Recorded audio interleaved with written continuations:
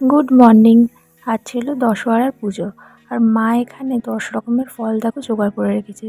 ছিল আম, শসা, পেয়ারা, সবেদা, পাতিলেবু আর অনেক কিছু। তারপর আমিও এখানে স্নান টান করে আমার বাড়ির ঠাকুরের পুজো সেরে নিয়েছিলাম। এরপর রান্নাঘরে গিয়ে দেখলাম ঘুগনি হচ্ছে।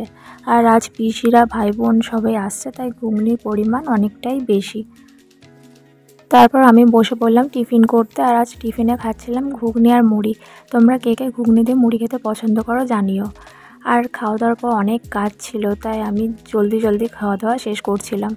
তারপর ব্রাহ্মণ চলে আসলো মনসা পুজো করতে। আর আমাদের এখনও মনসা ঠাকুরের মন্দিরটা কমপ্লিট হয়নি, তাই এখানটাই এখন ঠাকুরটা রাখা হয়েছে। আর এখানটা ভীষণ রোদ্দুর ছিল, তাই পিসি এখানে ছাতা ধরে দাঁড়িয়েছিল। তারপর এখানে দুপুরের খাবারের জন্য সবকিছু জোগাড় করা হয়েছিল।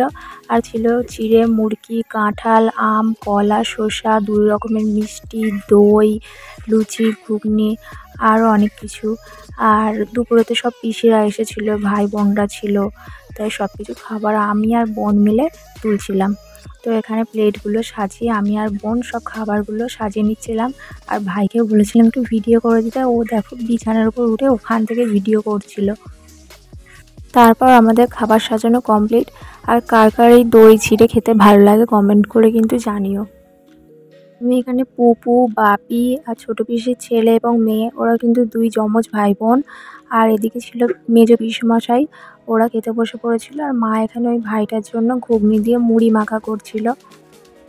আর তারপর বসে গিয়েছিল আমার দাদা এবং আরও পিসির 3টে ছেলে। আর আমরাও এখানে খেতে বসে পড়েছিলাম। বৌদি, কোয়েল, এখানে ছিল আমার 3টে পিসি, সেজো পিসি আসতে পারেনি। আর এই যে এটা আমার ছোটো পিসিকে বলেছিলাম যে একটু মুখটা তোলো, তোমাকে একটু দেখাই। আর এখানে কাকিমা বাড়ি থেকে খেয়ে এসে বসছিলো, বললাম একটু খাও, বলছে যে না আমি খেয়ে এসছি। তো আমরা এখানে খাওয়া দাওয়া করছিলাম।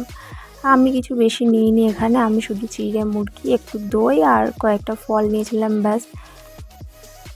সবাই একসাথে থাকলে যা হয়, খাওয়া দাওয়া 8 ঘন্টার মধ্যে মিটে যায়, 2 ঘন্টা লাগে গল্প করতে। তো এইসবই চলছিল। আর বোন বলছিল আমাকে দেখা, আমি জল ভরে নিয়ে এসেছি। তারপর খেয়ে দিয়ে আমরা সবাই একটু শুয়ে পড়েছিলাম দুপুরে। আর বিকালে উঠে খেয়ে নিলাম একটু মাজা।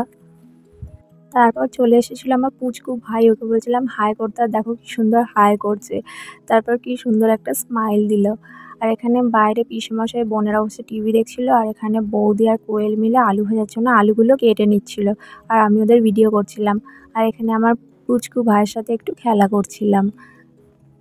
রান্নাঘরে গিয়ে দেখলাম যে পটল ভাজার জন্য পটলগুলো কাটা আছে। আর এখানে চিকেনটাও ধুয়ে রাখা আছে। প্রায় সব রান্নাই তখন হয়ে গিয়েছিলো, ভাত হয়ে গিয়েছিলো। আর এখানে শাক ভাজা হচ্ছিলো। আজ কিন্তু আমাদের 10 রকমের শাক ভাজা হয় দশহরার দিন। আর এখানে মা চিকেনটা করার জন্য মশলাটা কষিয়ে নিচ্ছিল। আর চিকেনটা এখানে হয়ে এসছে, দেখো কত সুন্দর কালার এসছে। এবার মা বললো যে সব রান্না হয়ে গেছে, এবার কয়েকটা লেবু কাটতে।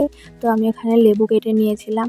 আর এই দেখো আজ শাক ভাজা, আলু ভাজা, তারপর ভাত ছিল, মুগের ডাল ছিল, চিকেন ছিল, সবই রান্না হয়েছিল। প্রথমে এখানে বাচ্চাগুলো বসে গিয়েছিল। আর পিসেমশাই, পিসিরা বাড়ি যাবে বলে ওনাদেরও বলা হয়েছিল যে বসে যেতে, আমরা পরে খাবো। তো এখানে পিসি, কোয়েল, পিসেমশাই সবাই বসে গিয়েছিল, বাপিও ছিল। তারপর এখানে আমিও আমার প্লেট নিয়ে খেতে বসে পড়েছিলাম।